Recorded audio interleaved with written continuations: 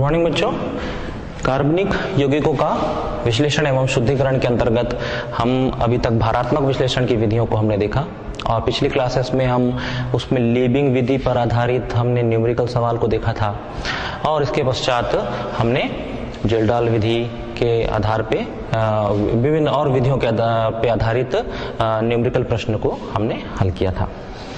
चलिए अब हम देखते हैं नाइट्रोजन के आकलन की ड्यूमा विधि पर आधारित न्यूमेरिकल प्रश्न।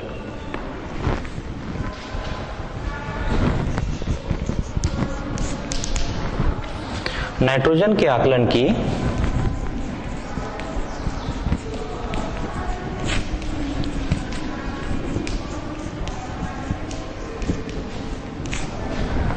ड्यूमा विधि में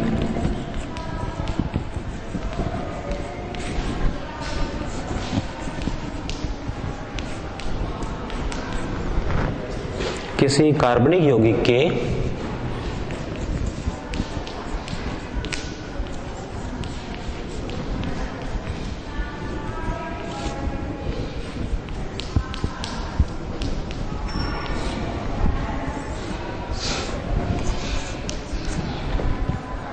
शून्य दशमलव 15 ग्राम से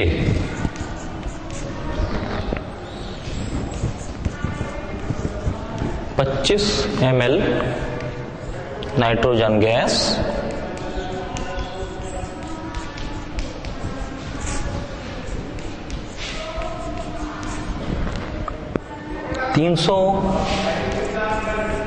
केल्विन ताप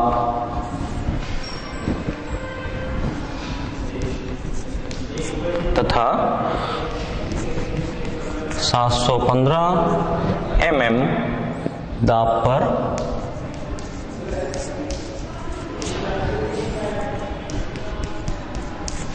प्राप्त होती है।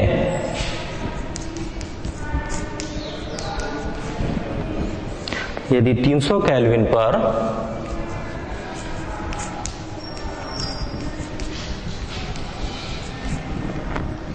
जल का वाष्प दाब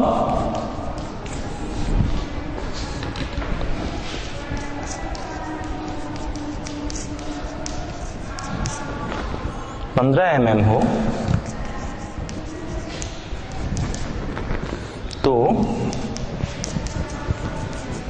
उस कार्बनिक यौगिक में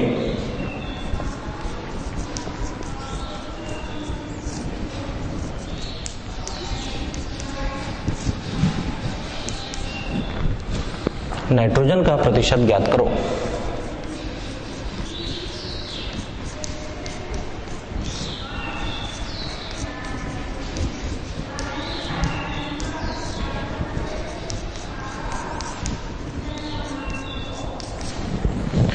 तो बच्चों, इस तरह के प्रश्नों में अन्य प्रश्नों की तरह दी गई जानकारियों को सबसे पहले हम नोट करेंगे। इस ड्यूमा विधि के द्वारा नाइट्रोजन के आकलन की विधि में हमें कौन कौन सी जानकारियां प्रश्न में से निकल के आ रही हैं। तो हल में हम सबसे पहले उन जानकारियों को लिखते हैं। तो देखिए जरा प्रश्न में क्या लिखा है। नाइट्रोजन के आकलन की ड्यूमा विधि में किसी कार्बनिक यौगिक के 0.15 ग्राम, यानी हमने जो पदार्थ लिया है वो 0.15 ग्राम लिया है कार्बनिक पदार्थ का।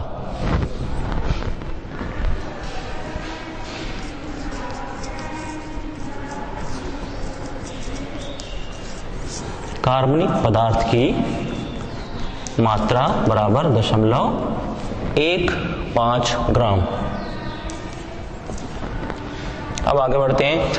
इसमें से 25 ml नाइट्रोजन गैस हमें 300 केल्विन ताप पर और इतने दाब पर प्राप्त होती है, यानी नाइट्रोजन गैस का आयतन जो हमें प्राप्त हो रहा है वो कितना है, 25 ml।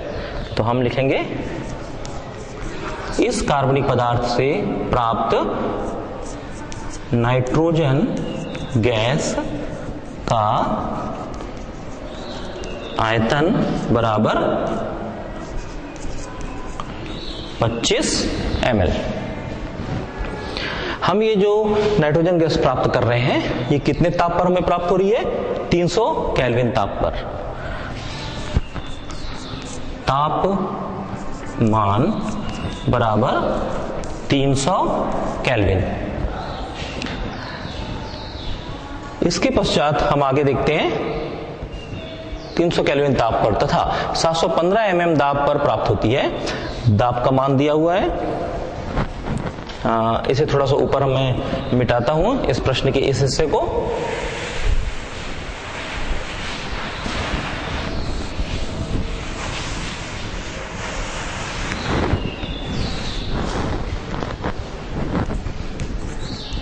दाब बराबर 715 mm। तो उस कार्बनिक यौगिक में तथा 300 केल्विन पर जल का वाष्प दाब 15 mm हो। जल का वाष्प दाब बराबर 15 mm। तो नाइट्रोजन की प्रतिशत मात्रा हमें ज्ञात करनी है। हम यहां देख रहे हैं कि जो दाब 715 mm प्राप्त हो रहा है और उसमें वाष्प दाब 15 mm है, तो शुद्ध वाष्प दाब होगा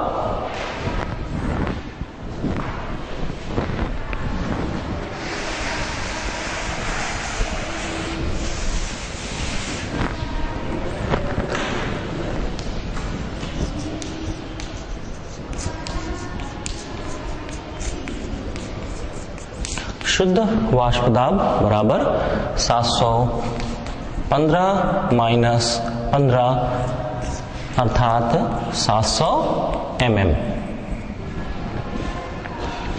इस प्रकार इन जानकारियों के पश्चात हम गैस समीकरण के माध्यम से हम गैस का वॉल्यूम निर्धारित करेंगे। इसे मैं मिटाता हूं यहां से।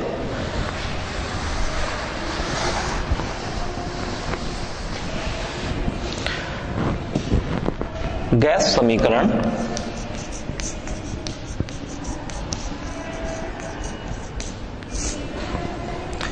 P1 V1 अपॉन T1 बराबर P2 V2 अपॉन T2 से।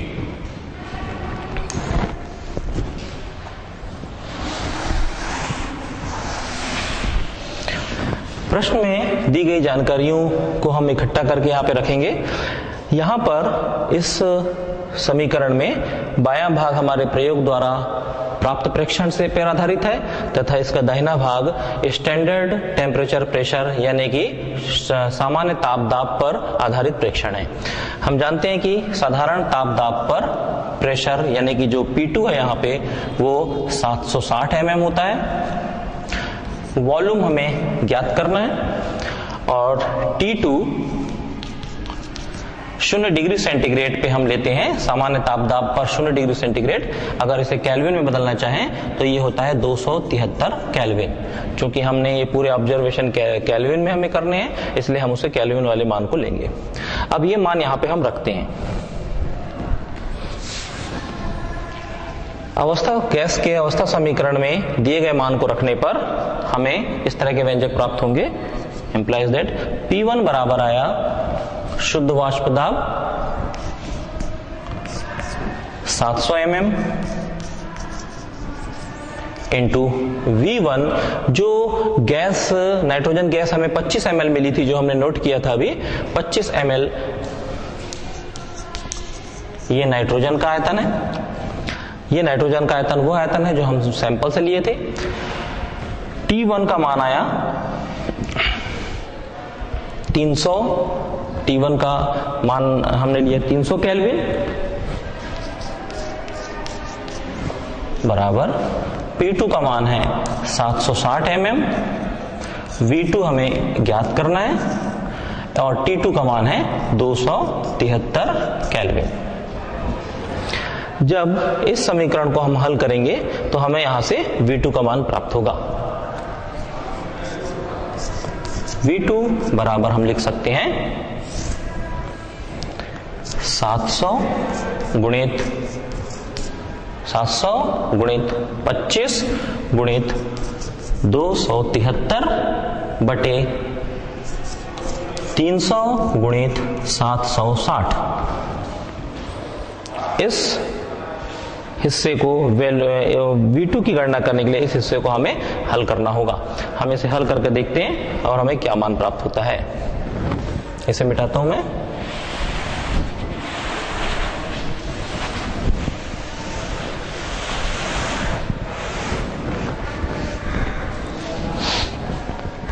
जब हम समीकरण के इस हिस्से को हल करते हैं तो देखिए V2 बराबर 700 गुणित 25 गुणित 273 बटे 300 गुणित 760।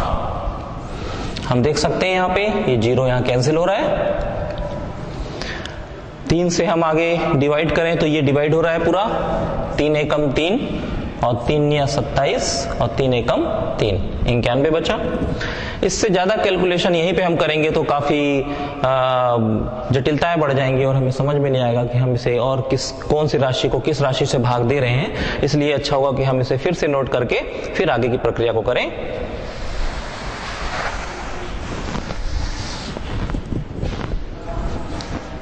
V2 बराबर यहां से 7 बचा गुणित 25 गुणित 91 बटे 760। हमारे पास दो तरीके हैं, या तो हम इन सबको गुणा करके इस संख्या से भाग दें या हम इसे और अभी सरल करके कैंसिल करें। हम इसे अगर सीधे सीधे हल करें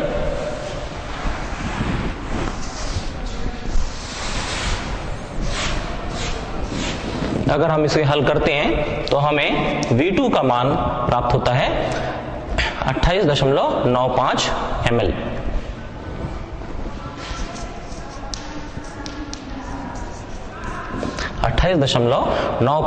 ml हमें ये प्राप्त होता है। अब हम जानते हैं चूंकि 22,400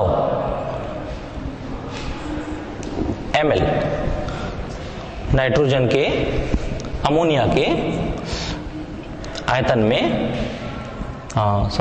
नाइट्रोजन का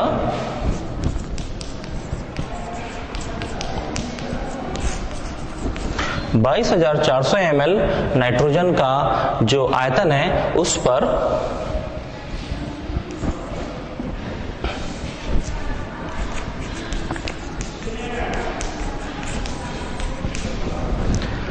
22,400 ml नाइट्रोजन के आयतन में STP पर स्टैंडर्ड टेम्परेचर प्रेशर पर नाइट्रोजन का द्रव्यमान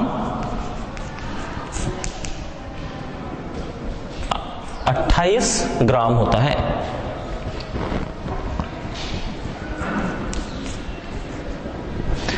तो ये एक स्टैंडर्ड वैल्यू है कि 22,400 ml नाइट्रोजन के आयतन में नाइट्रोजन का द्रव्यमान 28 ग्राम होता है। तो हमें जो नाइट्रोजन का आयतन प्राप्त हुआ है 28.95 ml जो आयतन प्राप्त हुआ, इसमें कितना नाइट्रोजन होगा, अर्थात 28.95 ml नाइट्रोजन के आयतन में नाइट्रोजन का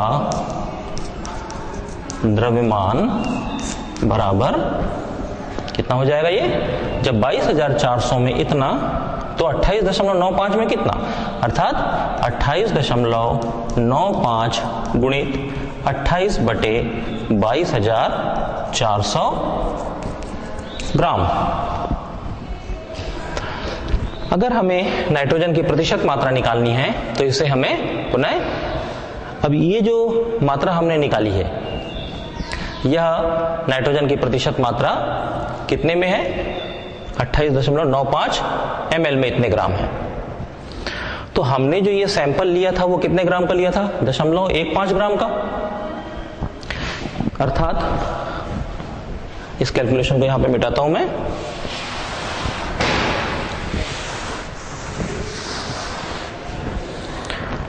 इसके आगे के हिस्से को हम यहां देखते हैं, 0.15 ग्राम कार्बनिक पदार्थ में उपस्थित नाइट्रोजन बराबर होगी 28.95 गुणित 28/22,400 गुणित 0.15।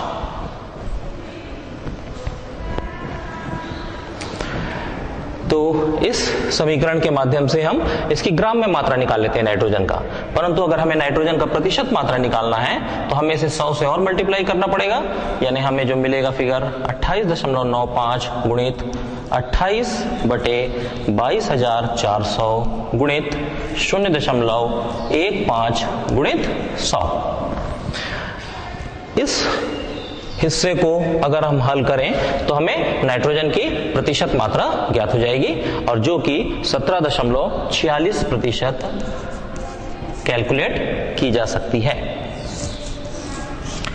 तो उपरोक्त सवाल जो हमने अभी यहाँ लिखा था उसमें ड्यूमा विधि से नाइट्रोजन की प्रतिशत मात्रा अगर हम ज्ञात करना चाहें तो हमें प्राप्त होती है 17.46%। इस कैलकुलेशन को हमने ड्यूमा विधि के प्रश्न से लिया था। चलिए एक सवाल हम जेल्डाल विधि पर आधारित लेते हैं। सवाल को मैं यहां लिखता हूं, उसके बाद हम हल करते हैं।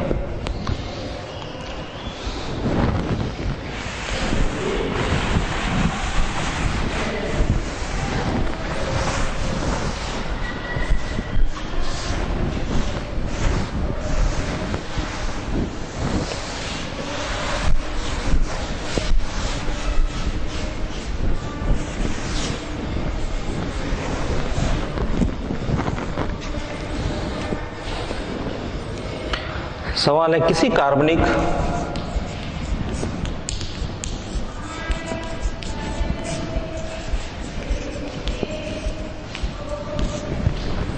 यौगिक के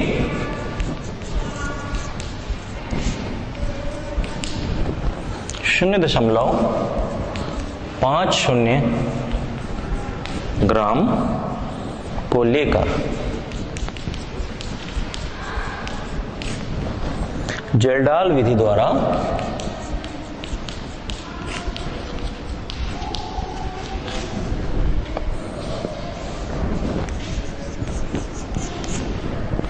नाइट्रोजन का आकलन किया गया।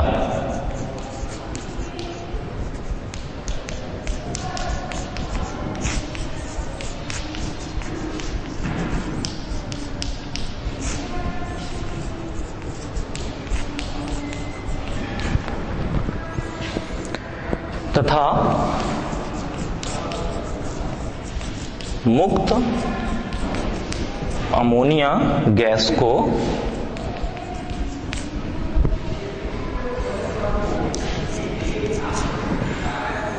एक NH2SO4 यानी सल्फ्यूरिक अम्ल के, या N का मतलब नॉर्मल विलयन है, एक नॉर्मल H2SO4 के 50 ml में अवशोषित किया गया।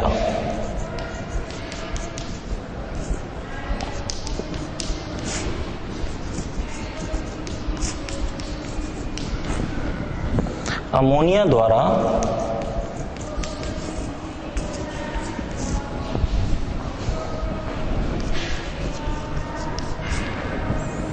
उदासीनीकरण से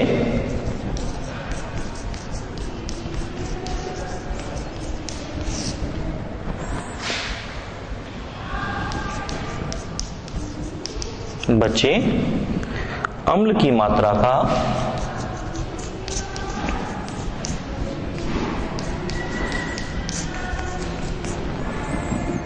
N/4 सोडियम हाइड्रोक्साइड विलयन द्वारा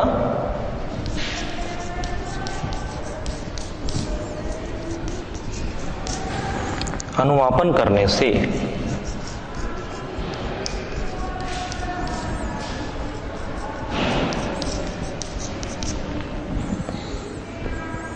एक 120 ml N/4 सोडियम हाइड्रोक्साइड लगे।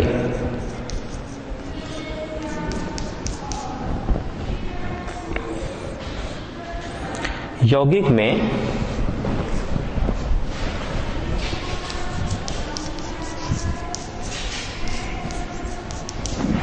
नाइट्रोजन का प्रतिशत ज्ञात करो।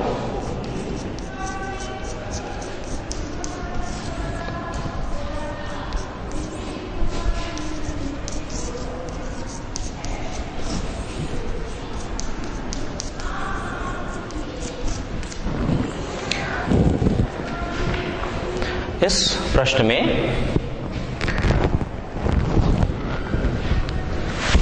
हम नाइट्रोजन की प्रतिशत मात्रा जेडाल द्वारा ज्ञात करेंगे।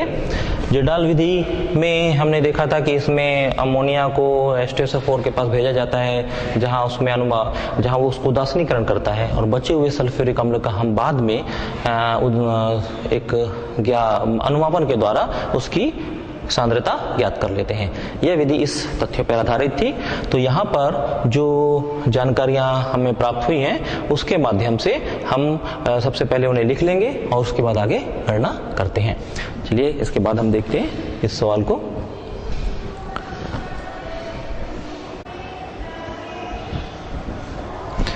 तो बच्चों, अब हम इस प्रश्न के आधारित जो जानकारियां हैं उसको नोट करते हैं और फिर हम इसे हल करते हैं। तो इसके लिए जरूरी है मुझे इसे मिटाना। थोड़ा सा इसे मैं मिटाता हूं और उसके बाद हम आगे बढ़ते हैं।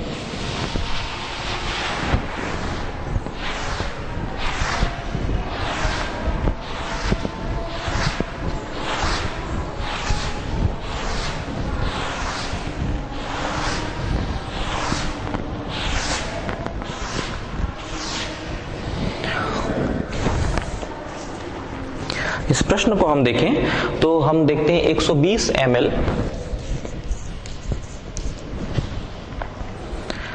N/4 सोडियम हाइड्रोक्साइड लगे थे, यानी 120 ml N/4 सोडियम हाइड्रोक्साइड बराबर 120 ml N/4 H2SO4।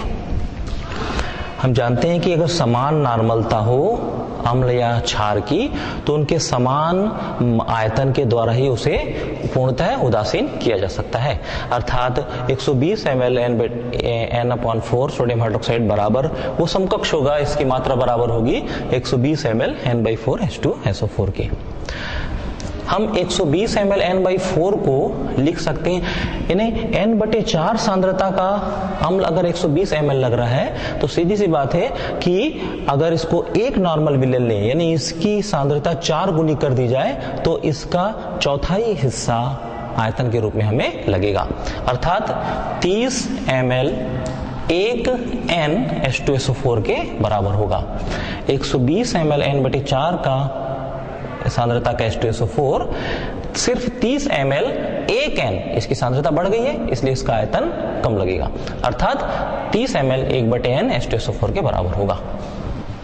तो एक तरह से हम इसे ये भी लिख सकते हैं, हमने प्रश्न में देखा था कि जो सल्फ्यूरिक अम्ल उदासीनीकरण के लिए लिया गया है वो 50 ml अवशोषित किया गया था। मुक्त अमोनिया गैस को एक नॉर्मल सल्फ्यूरिक अम्ल के 50 ml में अवशोषित किया गया।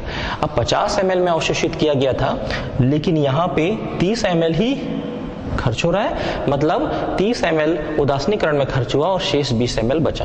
तो हम यहाँ लिख सकते हैं कि सल्फ्यूरिक अम्ल का अमोनिया द्वारा उदासीनीकृत अमोनिया द्वारा उदासीनीकृत 1 N सल्फ्यूरिक अम्ल का आयतन बराबर 50 - 30 ml। 50 में से 30 घटाएंगे तो हमें प्राप्त होगा 20 ml। अर्थात अमोनिया के द्वारा जो उदासीनीकृत सल्फ्यूरिक अम्ल का आयतन हुआ वह हुआ 20 ml। 20 ml अब हम देखते हैं 20 ml 1 N सल्फ्यूरिक अम्ल, ये इक्विवेलेंट होगा 20 ml 1 N अमोनिया के। हम जानते हैं कि इसका जितना मात्रा जो उदासीनीकृत की गई है अमोनिया के द्वारा वो समान सांद्रता की होगी, और अगर समान सांद्रता है तो उनका वॉल्यूम भी बराबर होगा। तो हम ये मान सकते हैं कि सल्फ्यूरिक अम्ल के 1 N का 20 ml अमोनिया के एक नॉर्मल विलेन के 20 ml के बराबर होगा। तो अब हम जानते हैं कि एक नॉर्मल अमोनिया के 1000 ml में नाइट्रोजन की मात्रा बराबर 14 ग्राम। नाइट्रोजन के 14 और ये 3 हाइड्रोजन के 17। टोटल अमोनिया का जो परमाणु आणविक द्रव्यमान है वो 17 होता है, जिसमें से 14 ग्राम नाइट्रोजन होती है। और एक नॉर्मल अमोनिया के 1000 ml में नाइट्रोजन की मात्रा होती है 14। तो ये जो 20 ml अमोनिया खर्च हुई है एक नॉर्मल विलेन की, तो उसमें कितना नाइट्रोजन होगा? तो 1 N अमोनिया के 20 ml में नाइट्रोजन की मात्रा बराबर 14/1000 गुणित 20 ग्राम। इस तरीके से हमें ये जो फिगर प्राप्त हुआ है इसे हम हल करना चाहें तो हम देखते हैं कि ये कैंसिल हो जाएगा। हर में बच गया 14 गुणित 2/100। हम इसे आगे और लिखें, हम इसे ऊपर मिटा के लिखते हैं।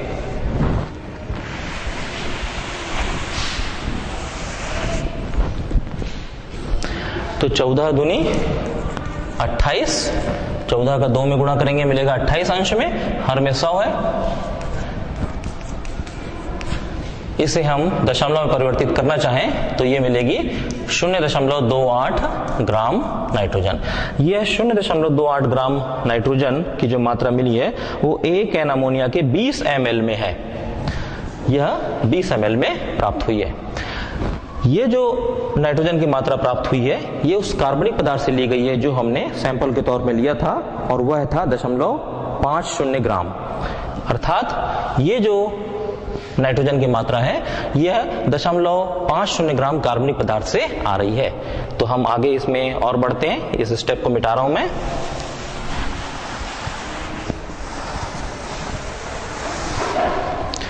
चूंकि 0.50 ग्राम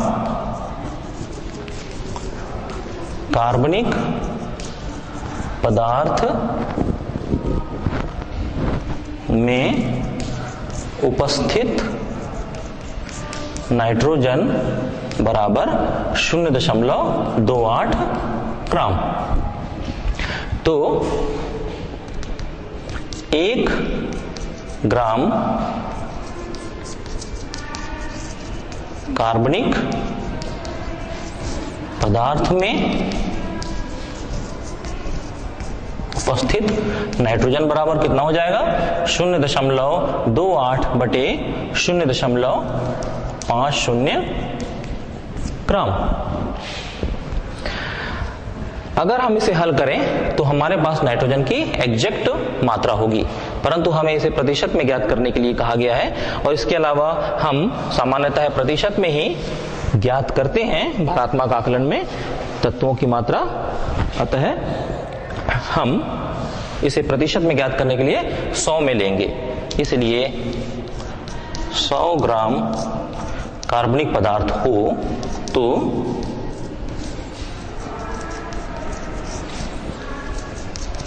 तो नाइट्रोजन होगी 0.28/0.50 गुणित 100। और नाइट्रोजन की इस मात्रा का हम कैलकुलेशन यदि करते हैं तो हमें ये मात्रा 56% प्राप्त होती है। तो इस तरह हम जल्डाल प्रोसेस से नाइट्रोजन की प्रतिशत मात्रा की गणना कर सकते हैं।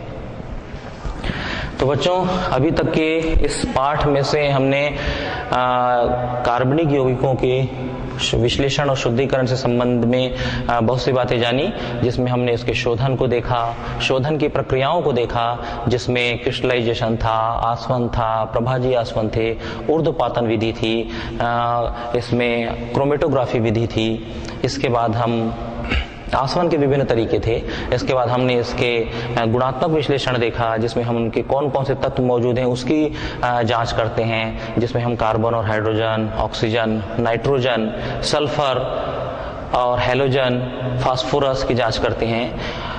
इस सब के अलावा फिर जब गुणात्मक विश्लेषण करने के बाद मात्रात्मक विश्लेषण की बारी आई, जिसमें हम अभी एक जो न्यूमेरिकल सवाल देख रहे थे, ये उसी की एक ड्यूमा विधि से संबंधित था, जिसमें हम नाइट्रोजन का आकलन करते हैं। इसमें लीबिंग विधि द्वारा कार्बन और हाइड्रोजन का आकलन करते हैं। आकलन में हम भारात्मक आकलन कहलाता है, जिसमें हम प्रतिशत मात्रा ज्ञात करते रहे। इस पे आधारित न्यूमेरिकल प्रश्नों को हमने देखा। इसके पश्चात अणुभार की गणना आ जाता है, जिसमें हमने 3 विधियों के बारे में चर्चा की थी, जो एक सिल्वर लवण विधि थी, फिर प्लेटिनम क्लोरोप्लेटिनेट विधि थी। इसके अलावा एक स्पेक्ट्रोस्कोपी, द्रव्यमान स्पेक्ट्रोस्कोपी विधि के द्वारा अणुभार की गणना का हमने प्रक्रियाओं को देखा था। इस पे आधारित कुछ न्यूमेरिकल सवाल हमने हल किए। अब हम इस अध्याय के अंत में कुछ बातों को जान लेते हैं जो फ्रिक्वेंटली आस्क होते हैं, जो जनरली जो क्वेश्चन सामान्यतः पूछे जाते हैं परीक्षाओं में। ऐसे प्रश्नों को अपन देखते हैं, जैसे क्रिस्टलन किसे कहते हैं। क्रिस्टलन का तात्पर्य होता है कि हम जब विलयन को गर्म करते हैं, गर्म करके और फिर ठंडा किया जाता है, तो इसमें जो ठंडा करने के पश्चात पदार्थ का क्रिस्टलाइजेशन हो जाता है। अगर हम प्रभाजी क्रिस्टलन को देखते हैं, प्रश्न आता है प्रभाजी क्रिस्टलन किसे कहते हैं, तो प्रभाजी क्रिस्टलन से तात्पर्य होता है कि जब मिश्रण में 2 पदार्थ ऐसे होते हैं जिनके क्वथनांकों में अंतर, जो ज्यादा विलेयता, जिसकी मिश्रण की विलेयता किसी विलायक में भिन्न भिन्न होती है, तो हम ऐसे विलायक लेते हैं और जब उसे गर्म करते हैं तो जो कम विलेय पदार्थ है वो जल्दी क्रिस्टलाइज हो जाता है और जो अधिक विलेय पदार्थ है वो बाद में क्रिस्टलाइज होता है। आसवन किसे कहते हैं? ऐसे प्रश्न परीक्षाओं में आए। आसवन किसी पदार्थ का वाष्पीकरण करते हैं और उसे वाष्प के संघनन के द्वारा शुद्ध द्रव के रूप में हम प्राप्त कर लेते हैं। यदि मिश्रण में ऐसे 2 द्रव मौजूद हैं जिसके क्वथनांक पास पास हैं, तो हम प्रभाजी आसवन का सहारा लेते हैं। इसके लिए प्रभाजक स्तंभ भी लगाया जाता है। कुछ द्रव ऐसे होते हैं जो अधिक दाब पर विघटित हो जाते हैं। ऐसे द्रवों के लिए कम दाब पर आसवन विधि का प्रयोग किया जाता है और वैक्यूम लगाकर उसमें का दबाव कम कर दिया जाता है, जिससे कम दाब पर ही वो द्रव उबलने लगता है, उसका बॉइलिंग पॉइंट कम हो जाता है और इस स्थिति में वो द्रव विघटित भी नहीं होता और उसको आसवन करके फिर द्रवीकरण करके अर्थात संघनन करके उसे शुद्ध रूप में प्राप्त कर लिया जाता है। तो इस तरीके से हम इस अध्याय को यहाँ पे समाप्त करते हैं। उम्मीद है ये बातें आपको समझ में आई होंगी। इसके अलावा आप इनका निरंतर अध्ययन करके और इसके न्यूमेरिकल सवालों को हल करके आप अपनी बेहतर समझ बना सकते हैं। धन्यवाद।